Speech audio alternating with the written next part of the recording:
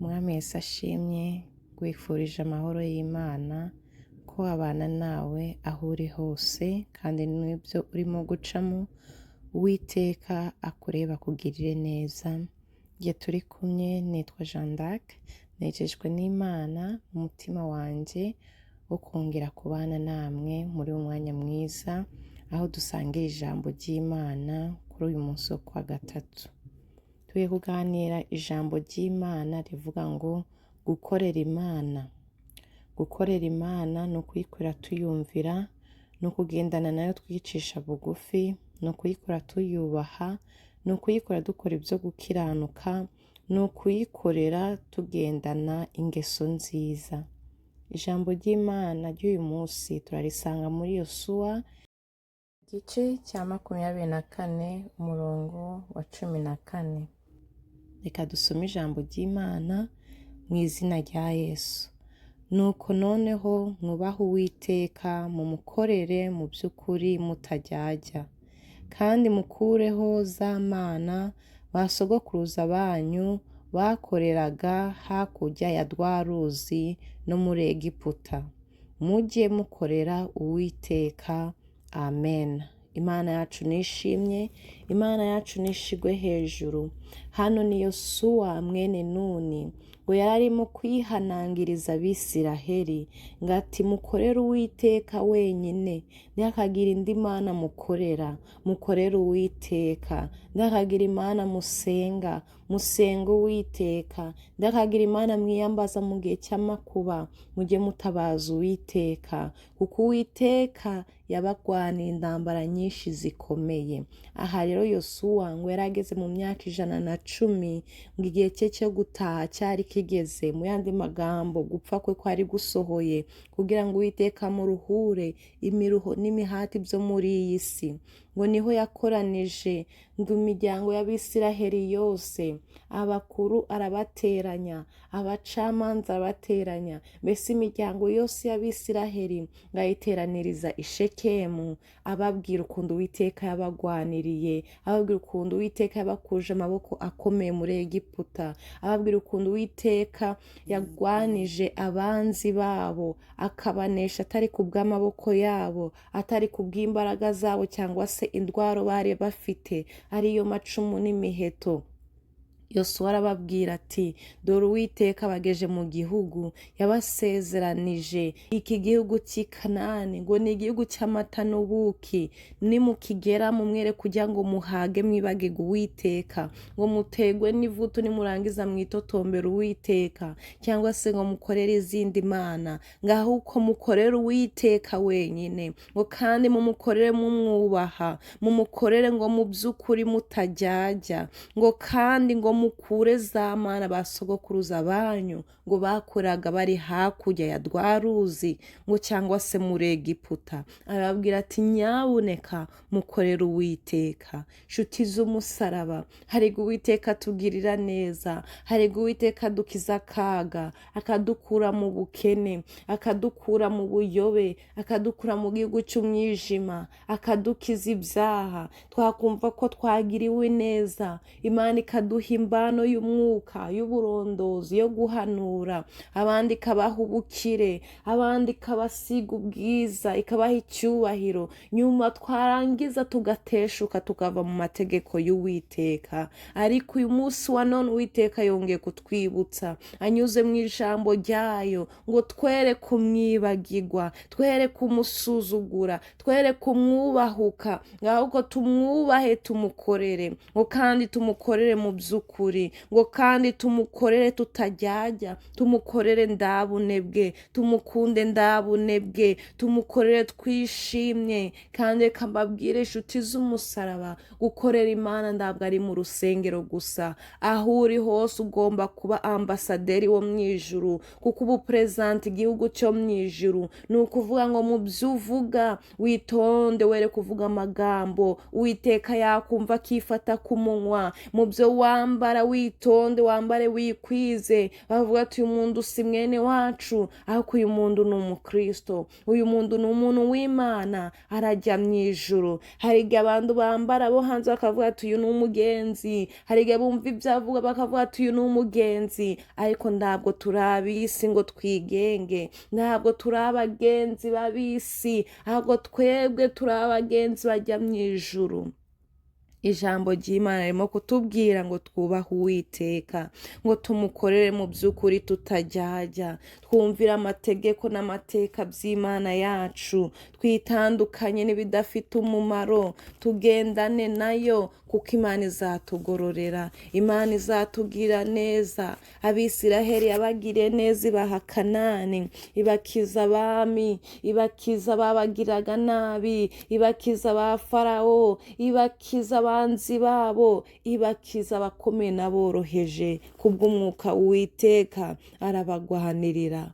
Umunsi umwe Samweli yigeze kubwira Sawuli, aramubwira ati ngerega ngo Uwiteka ntabwo yishimira ngo ibitambo, ngo kandi ntabwo yishimira ngo amaturo, icyo yishimira ngo ni umuntu umwubaha, ni umuntu ugendana nawe nguko ashaka. Erega Uwiteka ntabwo yishimira ibitambo, ngerega kumvira ngo kuruta ibitambo, ngo kandi kwitonda ngo kukaruta ibinure by'amasekurume y'indama. Bene data nshuti z'umusaraba, Uwiteka arashaka ko twimura ibigirwamana twashize mu mitima yacu, ibigirwamana byagiye mu kanwa kacu. Uwiteka arashaka ko tugendana nawe, kandi tugendane nawe twicisha bugufi. Kubaha Uwiteka nshuti z'umusaraba ni ukwitandukanya n'ibyatuma tujya kure y'ubwiza bw'Imana, ni ukwitandukanya n'ibyakangiriza ubugingo. Umuririmbyi yavuze ngo dore ngo ubugingo bwacu ni bugufi cyane, ngo bugereranywa n'ubwato mu mazi. Muzarebe ubwato iyo buri mu nyanja, ubwato aba ari butoyi cyane, ngo natwe niko ubugingo bwacu bumeze. Ni ukuvuga ngo iyo tutari mu Mana, umuraba wahita uduhutaza, ubugingo bwacu bwahita buhwana. Ngo kandi ngiyo ubuzima bw'umuntu, ngiyo umuntu apfuye agereranywa n'amazi ngo amenetse, amazi ndiyayogwa. Ariko iyo uri umuntu w'Imana, erega Imana iragutwara ukaruhukira mu gituza cya Aburahamu, ukaruhuka imiriho n'imihati. Ngo Yosuwa arabihanangiriza ngo mukorere Imana by'ukuri, muyikorere mutanebwa, muyikorere mutajyajya, muyikorere muyumvira, muyikorere mwitondera amategeko n'amateka yategetse, ngo mugendane nayo mwicisha bugufi. Ijambo ndashimangiza cyane, bene data nshuti z'umusaraba, reka dukure ibigirwamana mu mitima yacu, bya bindi twimitse muri twe, ibyo byose tubireke, tubisohore. Ikigirwamana gishobora kuba ubusambanyi, gishobora kuba amagambo, ikigirwamana gishobora kuba ikinyoma. Ikigirwamana ni ikintu cyose cyatujyana kure y'ubwiza bw'Imana, ni ikintu cyose cyatuma umwuka wera ataba muri twe. Ibyo rero byose ngo tubyiyambure, twiyambure umwambaro utari uw'Imana, twambare kwera no gukiranuka.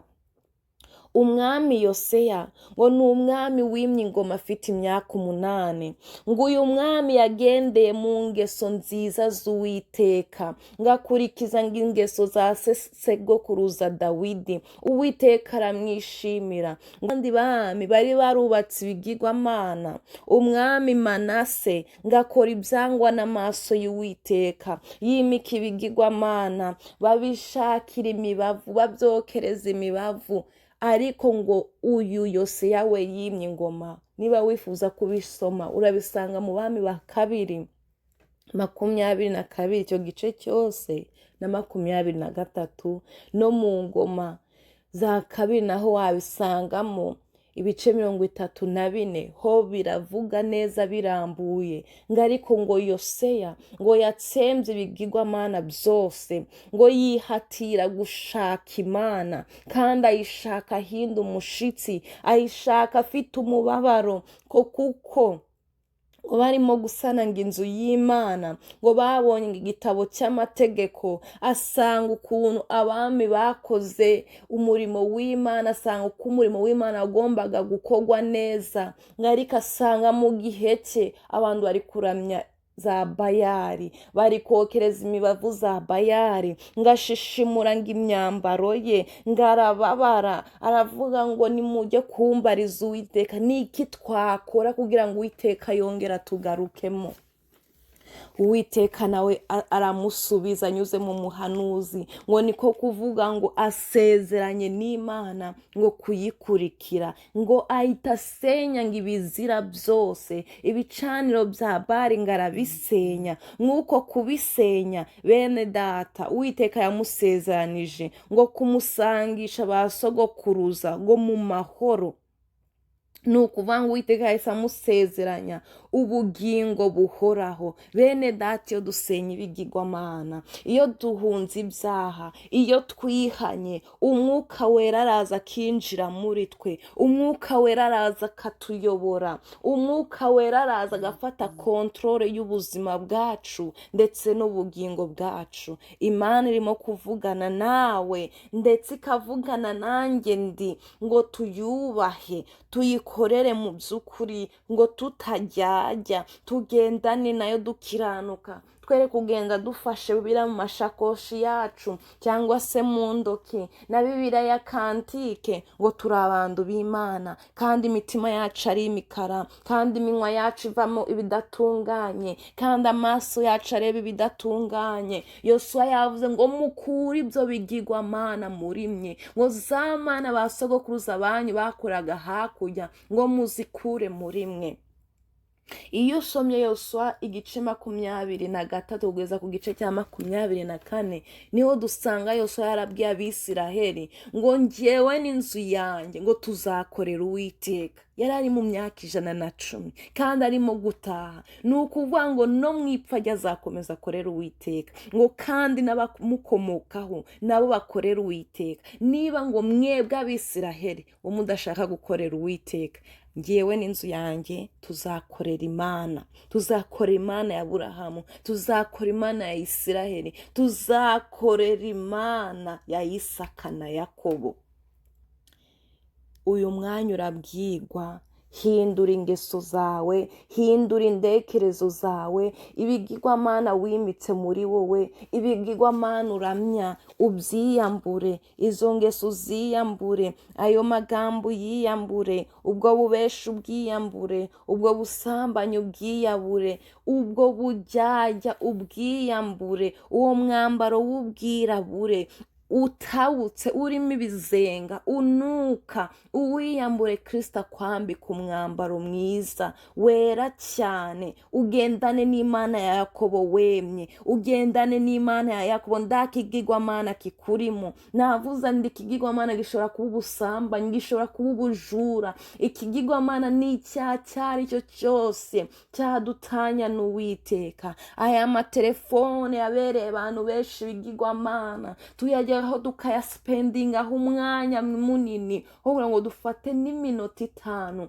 ngo twibuke umuremyi, ngo tumushime, twibuke bya bikombe yadukuyemo, twibuke ukuntu yadusanze mu gicucu cy'urupfu, adukuramo, atumurikishiriza mu maso he, aduha agakiza ke ku buntu. None ubu turi abana b'Imana, none ubu turi no kubivanga.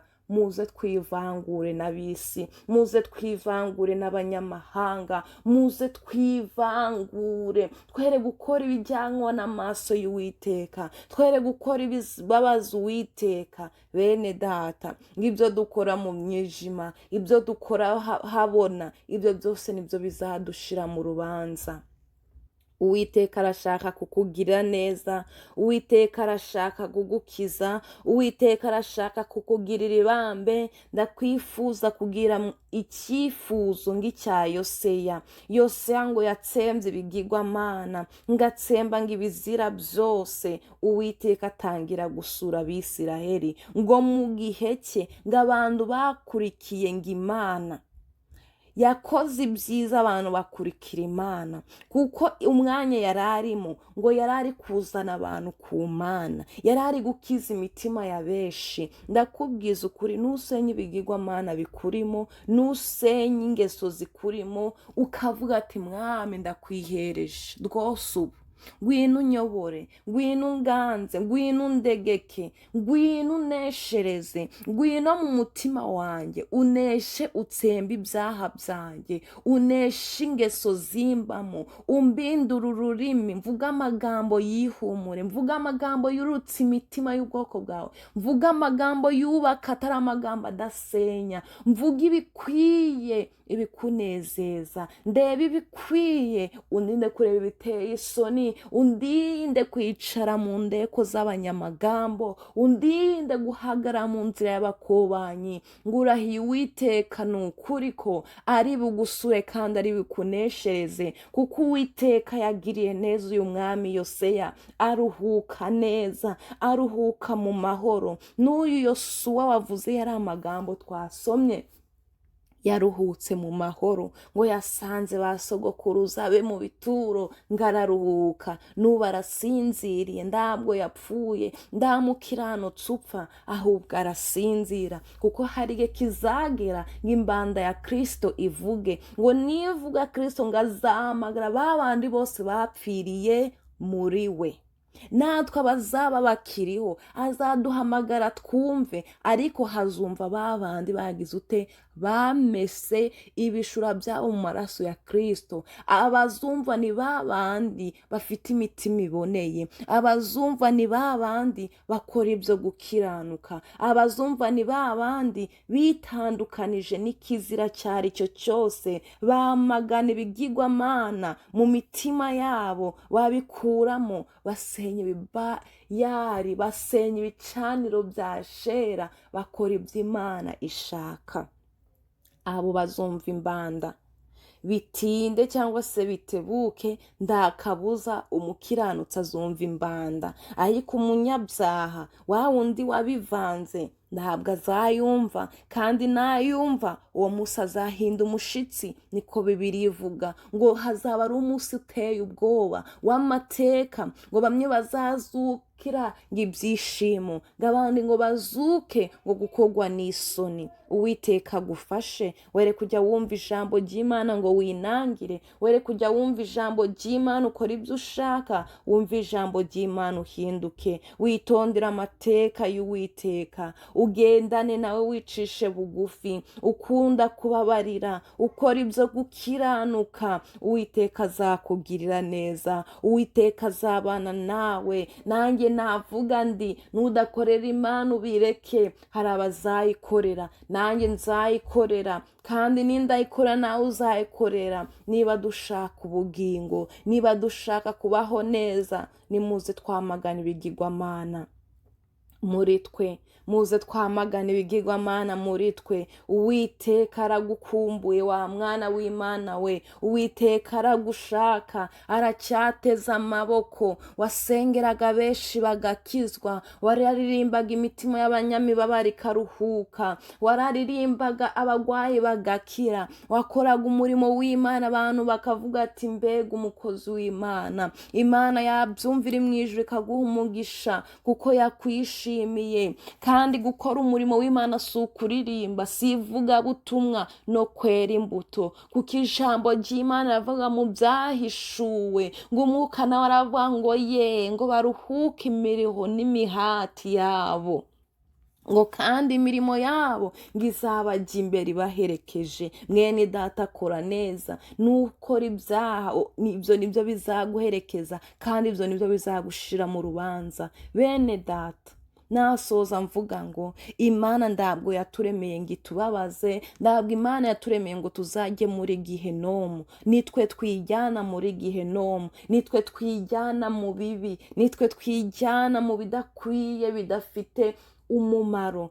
ariko uyu munsi ufite ububasha ku buzima bwawe. Imana yashize inzira ebyiri imbere y'umwana w'umuntu, ni weho guhitamo. Hari inzira ikiza ubugingo igakiza n'umubiri, hari inzira ikiza ubugingo ukabaho neza muri iyi si. Ngo nubwo duhura na byinshi ntabwo tumera nk'ab'isi, kuko twebwe turi abagenzi, turi abasiganirwa. Hari igihugu tujyamo, kandi icyo gihugu dufite ibyiringiro byo kuzabana n'Imana, byo kuzaruhuka aya marira yo mu isi turira, yo kuzaruhuka uyu mubabaro. Ariko nongere mvuge ndi abazaruhuka ni babandi bazaba aritandukanije, ni babandi bazaba barakuye ibigirwamana muri bo, ni babandi bazaba baravuze ati guhera uyu munsi mfashe icyemezo ngendanye n'Imana yanjye, nicisha bugufi, nzezeranye n'Imana kuyikorera nguko umwami Yoseya yasezeranye n'Imana kuyikorera, kandi Imana imugirira neza aruhuka mu mahoro. Korera Imana izaguhemba.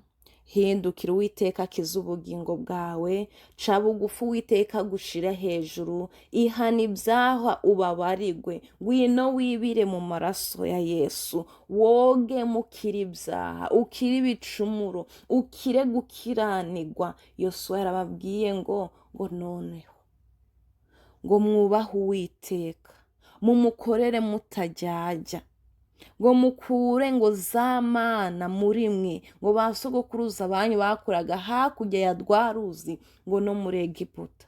Mukorere Uwiteka. Nda yindi mana dukwiriye gukorera, nda wundi mwami dukwiriye gupfukamirwa, dukwiriye kuramya atari Uwiteka Imana yacu, atari ukwibogwa n'Umwuka Wera, atari ukuramya Kristo wadupfiriye kera cyane. Uwiteka abagire neza. Ijambo ry'uno munsi ryatubwiraga ngo twubahe Uwiteka, tumukorere duhinda umushitsi, amategeko n'amateka ye aba ariyo dukurikiza, aba ariyo twibwira ku manywa na nijoro, kuko ngo kumvira ngo biruta ngo ibitambo, ngo n'ibinure by'amasekurume y'intama. Uwiteka arashaka kugukiza, Uwiteka arashaka kukubohora, kandi Uwiteka aragusaba ngo ukure ibigirwamana mu mutima wawe. Navuze ibigirwamana bishobora kukubera icyaha runaka, ubusambanyi, kubesha, kuba uri umunywi w'inzoga se, kuba uri umujura uzwi n'abantu cyangwa se utazwi n'abantu. Icyo ni ikigirwamana. Bya bindi utindamo bitarimo Imana, bikwibagiza gushima Imana, bikwibagiza gukorera Imana, bikwibagiza kwibuka umuremyi wawe, ibyo bikubereye ibigirwamana. Uwiteka abagirire neza, Uwiteka abafashe.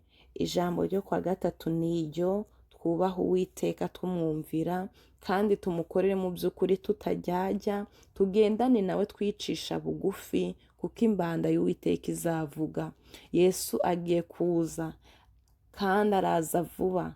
Ashobora kuza none, cyangwa se akaza mu yindi myaka 100 tutazi, cyangwa se no mu yindi myaka 1000 tutazi. Ariko Yesu yihute cyangwa se atinde, Yesu azaza, kandi nataza n'urupfu rushobora kuza. Mwene data, ikiranure n'Imana yawe, wicishe bugufi, ugendane nayo, ukora ibyo ishaka kandi ndetse ishima. Ukure ibigawa mu bishimwa, ukure ibigawa mu bishimwa, ukure ibigawa mu bishimwa, ugendane n'Uwiteka Imana yawe, kuko ndabwo Uwiteka azaba mu mutima wanduye, nguko utakakira umushitsi wawe hasa nabi, ngo umuhere ngo amazi cyangwa se icyo kunywa mu gikombe cyanduye. Uwiteka ndabwo ashobora kuguma mu muntu ufite umutima wanduye. Birasaba yuko dukora isuku, tukagendana n'Imana yacu twicisha bugufi.